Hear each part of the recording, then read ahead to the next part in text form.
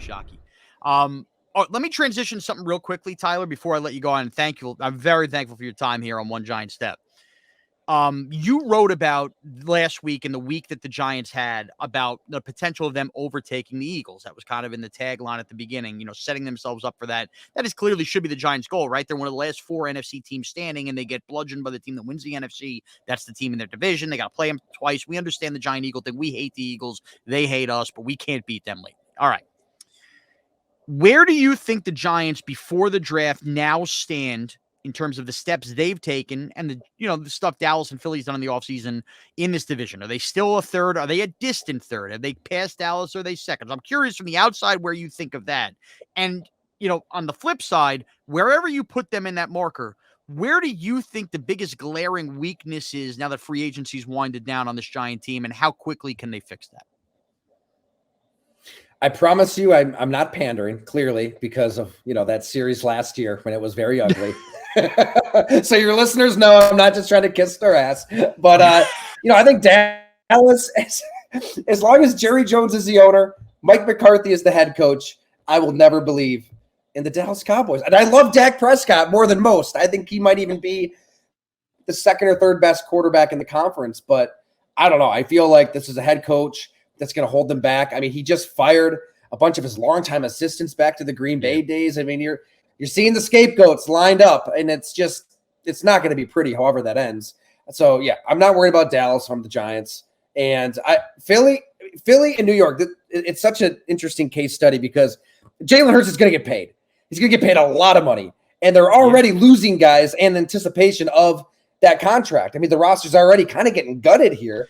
And the Giants are navigating – right. Hargrave, TJ Edwards, and CJ Gardner-Johnson, who was their interception machine this year. Right. Completely. Yeah. Thanks for rattling those off. There were so many that I forget. But the Giants, they're willing to take on that middle ground, which I think speaks to Joe Shane and Brian Daboll too, where it's not all or nothing in their mind. It's not we either have a transcendent top 5 quarterback or we're going to tank for a rookie, which is kind of where all these teams – sorry, I got to turn down the monitor. I thought my daughter was waking up there for a second. Which she heard you say the Cowboys are going nowhere. She heard you say the Cowboys are going nowhere, and she was fired up. Ella woke up and said, "What the hell, Dad? Come on." So, I mean, the Giants were willing to take on that dangerous middle ground, which can be purgatory for teams. The Bills lived in that middle ground for most of 2 decades, and you can get sucked in, and it just holds you back like quicksand, and it's a slow and torturous death. The Giants weren't afraid of that. I love the Daniel Jones contract because he can take you to the playoffs. Now you're giving him more weapons. You're giving him another offseason in this scheme. Yet it doesn't preclude you from doing exactly what Andy Reid did in Kansas City. I mean, Alex Smith is probably the perfect comparison to Daniel Jones. Yeah. Winning games, safe with the football, athletic, probably a little better arm too. But if they see another Patrick Mahomes, they're going to draft him. They'll trade a first-round pick and move up and take that guy. And I'll take Brian Daboll's sense for the position over anybody in the NFL. So they could do that next year's draft, the year after that. And so you're not going to get tied up. As bad as that contract looked to a lot of people, it's really not that bad because worst case scenario, he's so damn good that it is a 4-year contract, and then $40 million a year in year 3 or 4 of that contract, it's a bargain. Yeah, especially if the cap explodes, right? Exactly.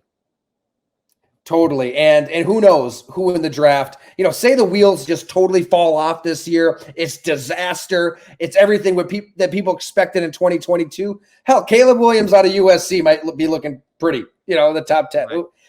There's so many different scenarios that I love the patience in just kind of keeping a good thing rolling. And to answer your question, I feel like they were able to retain good players. The Eagles lost a lot of really good players. I think those lines cross year 2 of Daboll's scheme, and the Giants win the division. Giants win the division. Okay, well, there you go. Tyler Dunne. I'm not even going to let him say anything else after that. Go to golongtv.com and subscribe. Folks, you just got somebody who doesn't live right here in the immediate tri-state. Now it's Buffalo. And he just told you he thinks the Giants are going to win the division based on what they did. So he also said the word not pandering. So clearly, this is a very unbiased guy. Again, you can follow Tyler Dunne on Twitter at Ty Dunne. He's wearing that very comfortable looking go long TD hoodie if you're watching on YouTube.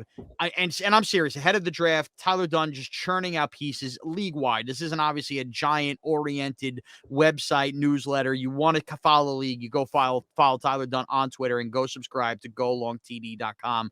Ty, I'm fired up, man. We got to have you on again before the season. And of course, all the other outlets, The Fan, CBS Sports Radio, all the Audacy stuff I can get you on. I appreciate your time as always.